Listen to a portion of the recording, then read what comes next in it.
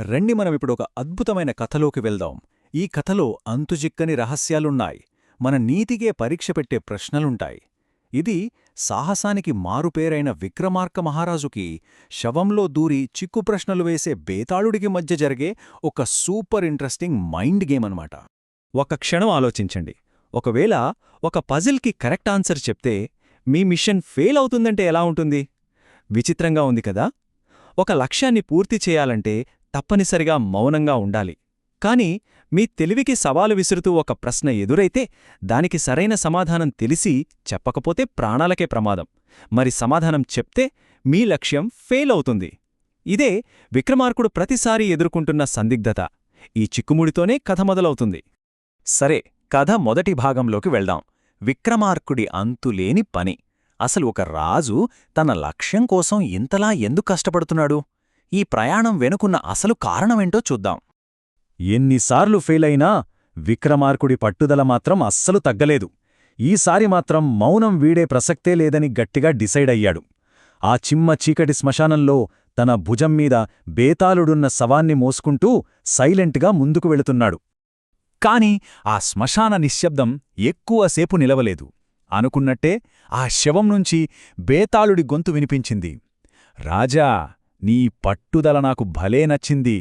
నీ ప్రయాణంలో బోరు కొట్టకుండా నీకు ఇంకో కథ చెప్తాను. అంతే, వాళ్ళిద్దరి మధ్య మరో మైండ్ గేమ్ స్టార్ట్ అయింది. రెండో భాగం, వారసత్వ కథ. విక్రమార్కుడి మౌనాన్ని బ్రేక్ చేయడానికి బేతాళుడు వేసిన ప్లాన్ అన్మాట ఈ కథ. ఇది కేవలమో కథ కాదు, అసలు న్యాయమంటే ఏంటో తేల్చే ఒక పెద్ద పరీక్ష. సరే, బేతాళుడు తన కథ మొదలుపెట్టాడు. ఓ రాజా, జాగ్రత్తగా విను. ఒకానొక ఊర్లో ఒక పెద్ద ధనవంతుడుండేవాడు. ఆయనకు 2 కొడుకులు. అసలు చిక్కంతా ఇక్కడే మొదలవుతుంది.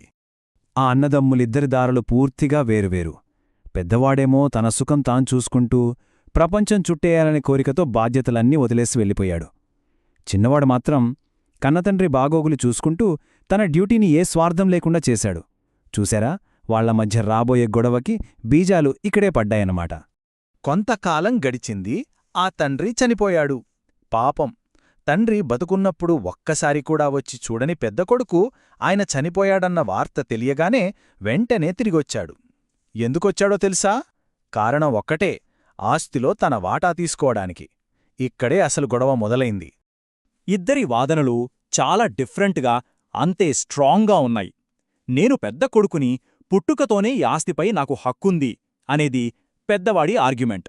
కాదు, తండ్రికి సేవ చేసింది నేను, కష్టసుఖాల్లో తోడుగా ఉంది నేను, కాబట్టి ఆస్తి నాకే రావాలి అనేది చిన్నవాడి వాదన. ఇది హక్కుకు, ధర్మానికి మధ్య జరుగుతున్న పోరాటమన్నమాట. మూడో భాగం, రాజు తెలివైన తీర్పు. ఇప్పుడు బాల్ విక్రమార్కుడి కోర్టులో ఉంది. ఈ నైతిక సందిగ్ధానికి సరైన సమాధానం చెప్పాల్సిన టైం వచ్చేసింది. బేతాళుడు సూటిగా విక్రమార్కుడిని అడిగాడు. రాజా, ఇప్పుడు చెప్పు, ధర్మం ప్రకారం చూస్తే ఆ ఆస్తి ఎవరికి చెందాలి? ఈ ప్రశ్న కేవలం విక్రమార్కుడికే కాదు, న్యాయం గురించి ఆలోచించే మనందరికీ కూడా. విక్రమార్కుడు భయంకరమైన డైలెమాలో పడ్డాడు. ఒకపక్క తను ప్రాణంగా పాటించాల్సిన మౌనవ్రతం, మరోపక్క బేతాళుడి శాపం.